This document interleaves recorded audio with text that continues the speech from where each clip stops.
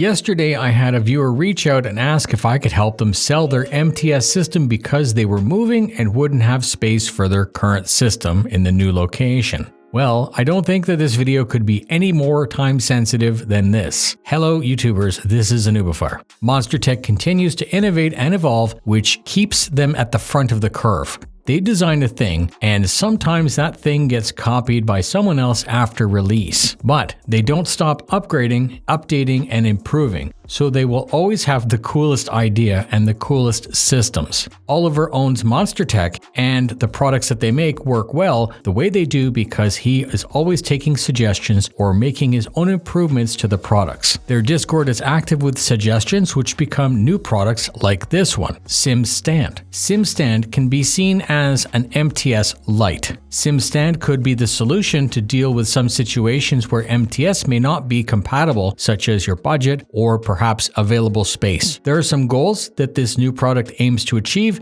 and they were to update and improve upon a legacy product with fresh engineering and a new web-based interactive configurator. In the past, I've already done a video on the MTS configurator, and it simplifies the process if you're new to the Monstertech ecosystem. With that, and if you know how you plan to use SimStand, it's actually pretty easy to plan. And also in the future, if you plan on adding driving to your flight stand, you can choose and also visualize what all of that's going to look like. SimStand is often backwards compatible, so in my original example of that customer who already has parts from Monstertech, they will likely be able to repurpose many of their existing parts. I'm going to speak about some of the modules. I'm going to speak about ergonomics and modularity. I'm going to speak about how easy it is to add or subtract parts. Stability with it is second to none. I'm going to remind you about the discount codes, and then I will explain a couple of use cases. There are three basic places that are meant for attaching modules. At the lower part is a universal pedal plate system. There are a choice of 3 different plates that line up with a range of flight or car pedals. If you're planning to use this as a desk, you can also just leave the plate blank. You can also order additional plates so you can quickly switch between different configurations. So you invest time in attaching the pedals to the right plate, and then you save time when changing the plate. You have control over the tilt and how far set back the pedals are, and all of this is done with simple tools. There are the joystick mounts, which attach to the crossbar. The crossbar is height adjustable, and it has a range of tilt adjustment as well.